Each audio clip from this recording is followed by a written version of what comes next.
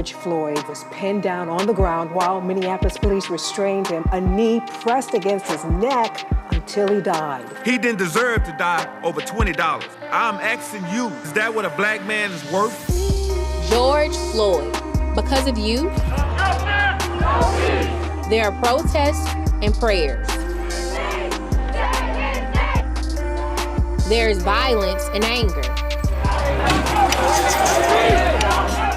There are marches and moments of silence. Never ever feel bad about that. Never ever feel bad about your tears and your sadness and your hurt and your pain. Because of you, George Floyd, there are rallying cries for trust, for change, and tough conversations with blacks, whites, and the men and women sworn to protect us all. While we are socially distant, we're going to get close to you with conversations that may make you feel uncomfortable. Some may make you sad and even angry. We hope some will make you feel hopeful for change. All we ask is that you listen with an open heart and an open mind. We begin our discussion on policing and race with Oxford Police Chief Bill Partridge, who also happens to be the president of the Alabama Association of Police Chiefs. Chief, thank you for being with us today. Absolutely. Glad to be here. Birmingham Police Chief Patrick Smith had planned to join us for this conversation, but a last-minute scheduling conflict kept him from being with us. Chief, it's been a little over a month since George Floyd was killed. Has his death and everything that's followed changed anything for you and your department or for police chiefs across the state? I think it's changing a lot of things for a lot of places, including Alabama. Of course, our department did not have chokeholds, so that was one thing we didn't have to address because they've been banned for years. It's not something that is taught. You've said that that your police department has a ban on chokeholds. Tell me more about what you think about chokeholds. Is there ever a situation where a chokehold would be appropriate for an officer to use? First, let me say that under Peace Officer Standards and Training Commission guidelines for basic police academies, that is not taught, okay? The only time that I could see that a chokehold would be relevant would be in a life and death situation where lethal force was necessary. As we all watched that video of George Floyd and that officer with his knee on his neck for more than 8 minutes, I'm curious what your personal gut reaction was to that as you saw that. When I saw that, it made me sick to my stomach because what we saw in that almost 9-minute video clip was disgusting. That is not something that is taught, and there was no reason for it. And those officers will pay a price for that. A lot of different feelings come through you. When I first saw that, I thought, what are they doing, okay? They're not giving any verbal commands. They have his knee on his neck. He's not releasing it. It just made us sick at our stomach. And that's not who we are as law enforcement. You know, there's almost 600,000 police officers across America, and 99.9% of them do their job flawlessly every day. But then you have people like that who discredit our entire profession because they want to paint us with that broad stroke. So, Chief, you were outspoken about George Floyd, but in a subsequent press conference, I think you talked about the need for people to comply. If people would just comply, a lot of these things wouldn't happen. And I would imagine someone may have spoken to you and said, you know, Chief, Breonna Taylor didn't have a chance to comply. Tamir Rice didn't have a chance to comply. Elijah McClain out in Colorado didn't have a chance to comply. What would you say to those folks about those situations? I mean, situations where people die when they are not committing a crime. Those are very unfortunate instances that should not happen. It revolves back to the department and the training and how they receive it. I feel for those families, but in the majority of cases, and I would say well over 95% of those cases, that it's a two-way street. If you comply with the officer when he tells you to stop, show me your hands, there's not going to be a problem because we're taught to watch your hands. When you comply with a police officer and you comply with that lawful order, you're going to make it, especially in our state. But you can't have people, and I see it daily, okay? 33 times a day last year, an officer was assaulted with a deadly weapon while trying to make an arrest. That's too many. If people would just comply with a police officer, they would find that things would go a lot smoother. And if you don't like what's happening at the moment, take it up after the fact with a supervisor or take it up in court, and we won't have these types of problems. What are we missing about what's going on with police these days? We are always looking to do things better. A lot of the negativity I've seen lately about defunding police officers, when you defund a department, say New York for instance, they're going to take $1 billion, they voted yesterday to take $1 billion out of their budget for the next fiscal year. That's not going to hurt the police. It's going to hurt the communities they serve. It's going to keep people, it's going to keep police officers, community police officers, from being in that part of the community that needs them the most. That's who it's hurting. But I would imagine you and the officers who serve with you signed on to catch bad guys, to catch people who are harming other folks. Did you sign on to deal with someone who's mentally ill? Did you sign on to deal with someone who's homeless and needs a pair of shoes? If you could have that area of the job taken off your plate, would that make life better for you? Absolutely. Been saying it for probably 5 years now when they started doing the mental health changes, where police officers were starting to have to deal with mental health people on a daily basis, having to deal with homeless on a daily basis. Those are things that can be put into another realm. But do you cut the police funding in order to do that? Or do you find some other way to financially make it happen so that the officers have the proper training and the proper equipment to protect their communities? Because when you don't give them the proper training and the proper equipment, that's when mistakes are made. The good guys, they see the George Floyd video and they experience that same anger at other professionals in their profession. So will their anger help police the police, if you will? I certainly hope it does, because like I said, it's up to every officer on the street, every supervisor and every administrator to turn that bad cop in. If we find a bad officer, they should be prosecuted. They're no different than me and you on the street. If they're doing corrupt things and they're bad police officers, we don't want them in the profession, because what does it do? It tarnishes us all. And we've seen that over the last 4 or 5 weeks. Let me ask you this. What would you say to the average person out there who is struggling with all these different feelings themselves? What can we do outside the police department to help reset this and to lead to some healing? When you see one out and about, tell them thank you for their service. That means more to them than you would actually think. Chief, we thank you for your time and for your candor in discussing this very difficult subject. I appreciate you having me, and I think this discussion needs to continue. We'll make sure to do that. Thank you. Thank you. So what have these protests in Birmingham really been about? What's the point, and where are they going now? We're talking to 2 protesters at the front lines of this movement.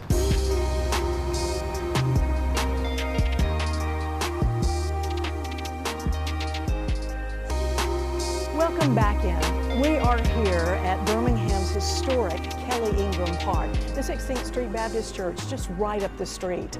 So much history happened here during the 60s, during the Civil Rights Movement, and we thought this would be a perfect setting to have a very personal talk about race. And of course, Janet, because this case so much impacted mothers, we couldn't have a conversation without bringing mothers together. I even invited my neighbor, Tina Ogodo. She's my neighbor, and she is an educator and the mother of 3 children, 2 young men. And this impacted you so viscerally. We met where our backyards meet, and you and I talked about this. Talk about your reaction to the video of George Floyd's death. Well, thank you for inviting me here. That period was very, very emotional for me as a mother and for my 2 boys. And for weeks after that video came out, my oldest was very, very emotional. He literally cried for a week. I remember calling him, he lives out of state, and he was just sobbing. And I let him cry. But I was hurting so bad because he was just saying, Mom, that could have been me.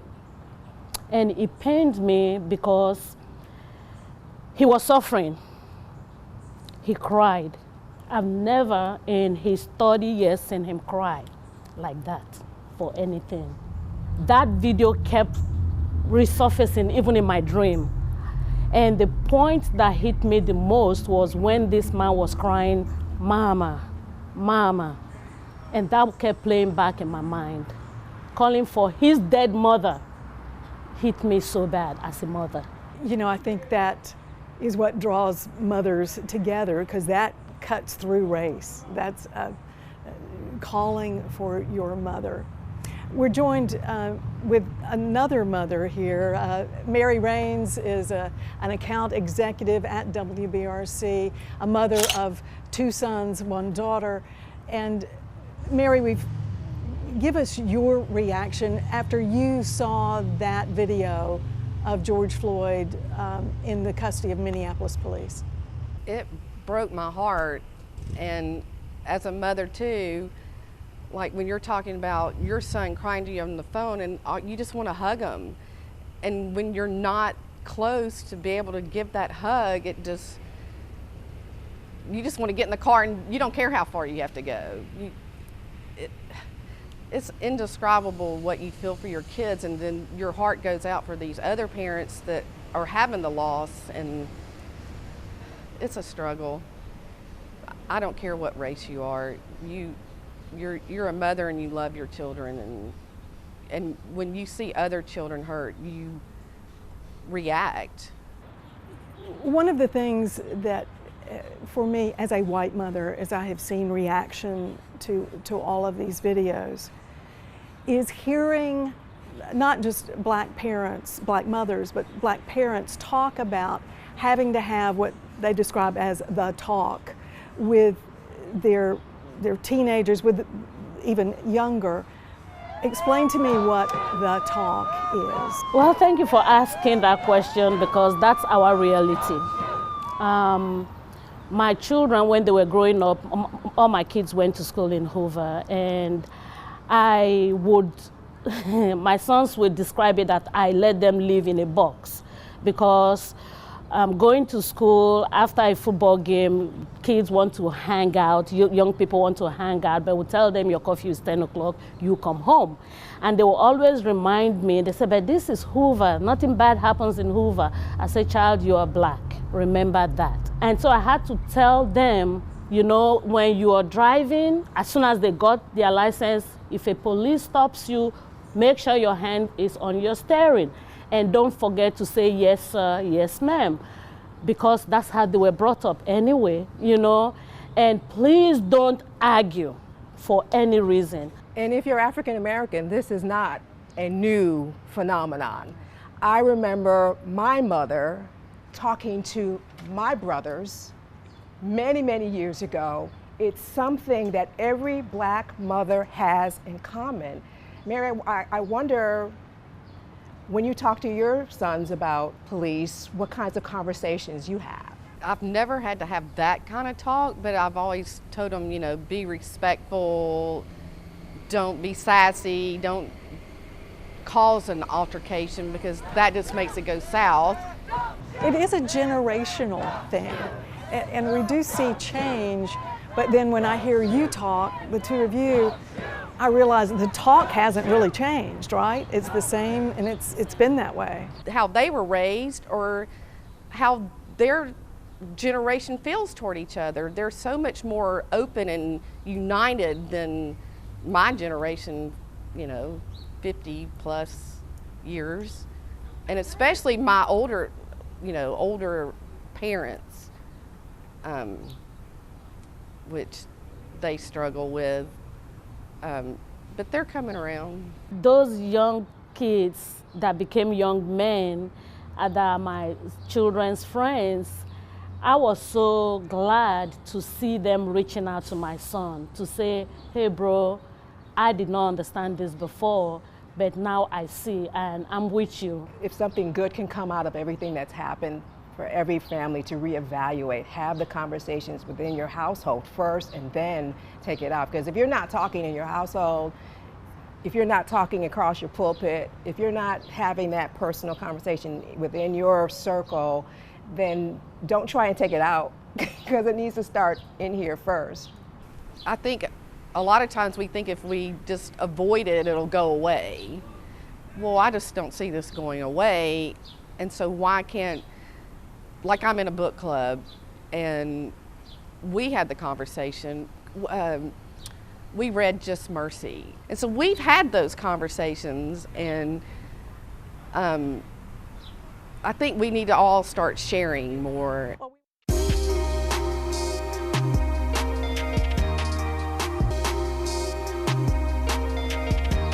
Welcome back. We have all watched with interest as a movement of protest around Birmingham and surrounding cities has developed, especially in the last several weeks and months, and looked with interest as there's been a diverse coalition of people involved in these protests, and we have two of them here today, Brittany. Absolutely, Jonathan. So many people coming out, stepping outside of their comfort zones, really wanting to have their voices heard to change the trajectory of the future of this country, people wanting equality. Now, of course, we have two of some of the most inspiring people here with us, Jordan Gidding with Alabama Rally Against Injustice, as well as Onoyemi Williams with Faith in Action Network. Both of you have been at the forefront of this conversation, of these protests in our city. Welcome to our conversation. Thank you for having us. Thank you.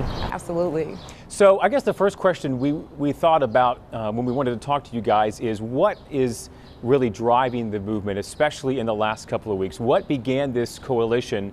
I think we have seen protesters out in big numbers and diverse numbers as well. It's a large, different coalition. What has brought that together, that movement together, specifically here in Birmingham? So for me, this really started back in 2016 with the election of President Trump. We really noticed a lot of marginalized communities really getting further marginalized by President Trump's rhetoric. When this happened with George Floyd, again, we said this is another instance where we need to come together as a community, look at what's happening, because there's so many similarities in what happened with George Floyd and things that have happened here in Birmingham, specifically in Hoover with E.J. Bradford. There's so many different similarities, and this is a systematic issue. So even if it's not exactly similar situations, that is pervasive throughout everything in this city. Absolutely. Oyonimi, you are been fighting so long for equality, and you always talk about the inclusion effort, having everyone step forward. Can you talk a little bit about why it's so important to have inclusion in these protests? Inclusion allows for allies to be educated on what it is that we're fighting for. If you exclude people, then they don't have an opportunity to grow and learn and help pull back in ways that are meaningful for those who are often in these marginalized areas. Inclusion allows for us to say to someone, hey, there's an issue, let me educate you on it, so that you can have more informed conversations with family, friends, loved ones. You'll have more informed conversations with those who are reaching out to you in political spaces asking for your vote. You'll understand what certain laws and certain ordinances mean to other populations. Although you may live in Homewood, decisions that are made in Birmingham affect you because of how we move about in these communities, in the location of resources in the area. Brittany talked about inclusion. Have y'all been surprised at the turnout that you've had for some of these protests and at the folks who have been a part of that turnout? Surprised? No, but happy to see them come out of their comfort zone, yes. A lot of them have wanted to join in, but were always fearful of joining in the right time, in the right moment, and being in step with what's moving ahead. These rallies have given a lot of people an opportunity to on-ramp into the movement and have that conversation and learn and ask questions where before some didn't feel that confidence that they needed to have in order to say, I don't quite understand this. Can you tell me more? And I want to be included. What can I do?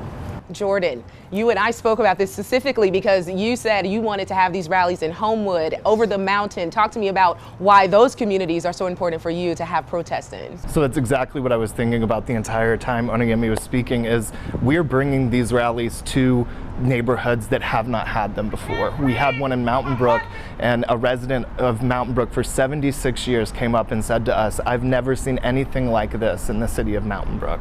And that's what this is about. It's about coming out here, but then taking what you're learning here and bringing it to your kitchen table, bringing it to your front door, and bringing it into your home and saying, how do the people around me feel? And how can I affect that change? Can I affect it positively? In what ways can I do that? So we really are deliberate about trying to go to communities that don't normally have these types of events to say, this is important. Whether you think it affects you or not, it affects you every single day.